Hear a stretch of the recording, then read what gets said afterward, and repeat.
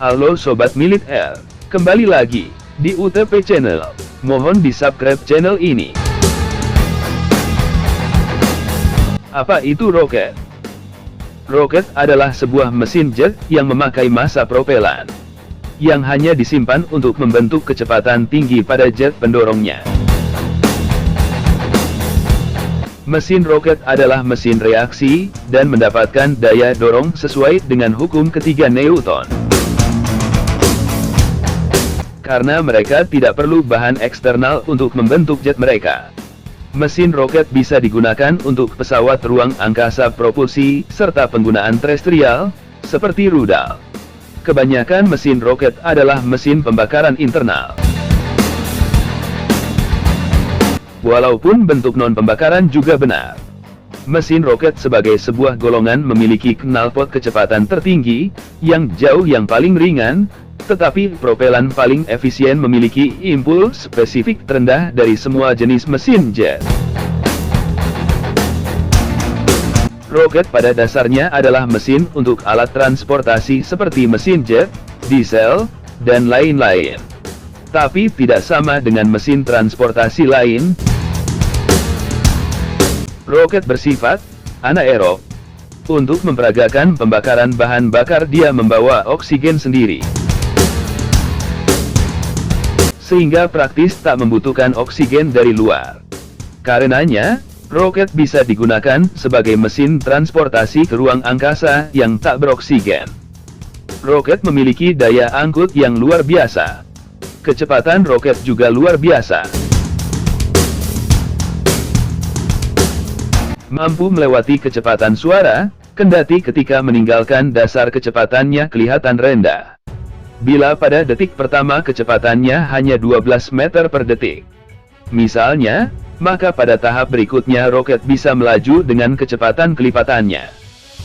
24 meter per detik, 48 meter per detik, dan begitu seterusnya. Pada umumnya, roket terdiri dari 3 anggota. Anggota pembawa muatan, pengendali, dan anggota mesin. Anggota pembawa muatan berfungsi untuk mengangkut barang satelit, objek lainnya, hingga bahan peledak. Anggota pengendali merupakan anggota di mana terdapat piranti untuk mengendalikan roket. Dan, anggota mesin, merupakan anggota di mana terdapat mesin serta bahan bakar roket. Sebagai catatan, mesin roket ini terbagi dalam 2 golongan, tergantung dari jenis bahan bakarnya, cair dan padat.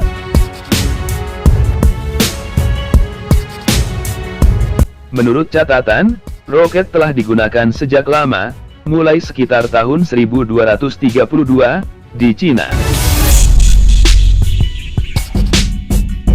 Akan tetapi ketika itu mesin roket masih sangat sederhana. Memiliki bentuk seperti peluru dan berbahan bakar padat. Mesin roket yang bertambah kompleks baru diketemukan berabad-abad sesudahnya, tahun 1926, oleh periset AS Robert Haji Goddard. Sejak ini, penelitian mengenai roket cair maupun padat kian marak. Sebagian ditujukan untuk mesin perang, sebagian lagi untuk alat angkut keluar angkasa.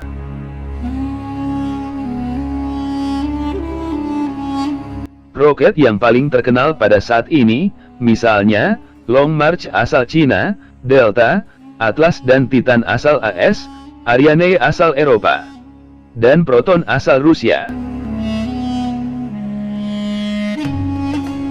Indonesia juga telah melangkah ke dunia peroketan. Kita punya roket RX atau roket eksperimen 150-150. Sebuah roket berbahan bakar padat dan terdiri dari 2 tingkat. Selain itu, sebanyak 50 buah roket Terhan 122 produksi Indonesia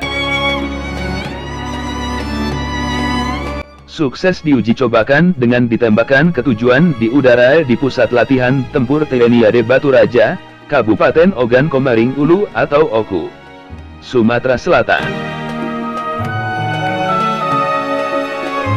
Teknologi pembuatan roket di Indonesia sudah dirintis sejak tahun 1960-an.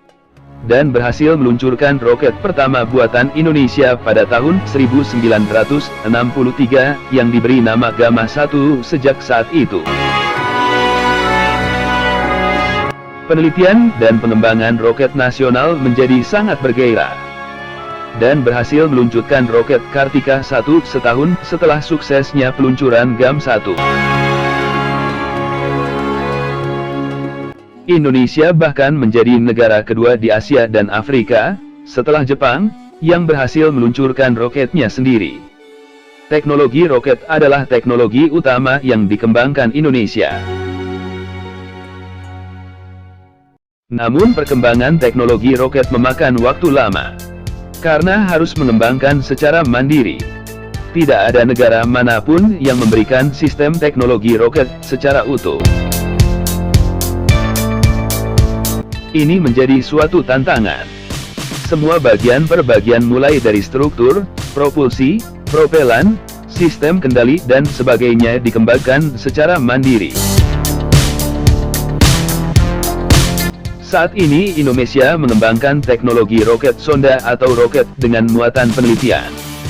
Targetnya, sebelum tahun 2024 bisa mencapai ketinggian orbit rendah atau low Earth orbit sekitar 200 hingga 300 km.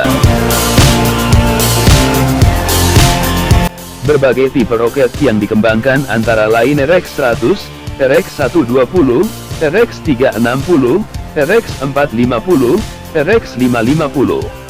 Roket RX-450 yang mengemban misi sebagai roket peluncur orbit rendah, kemampuan-kemampuan yang ingin dicapai tentunya perlu didukung oleh industri nasional.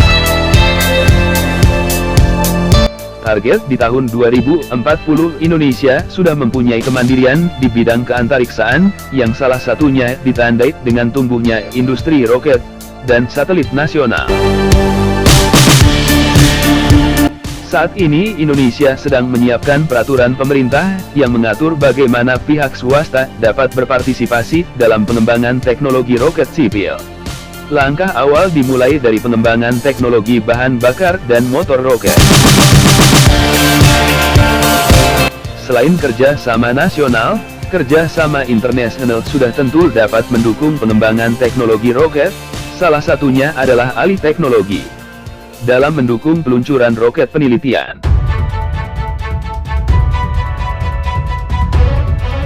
Oke, terima kasih semua. Mohon bantu di subscribe channel ini.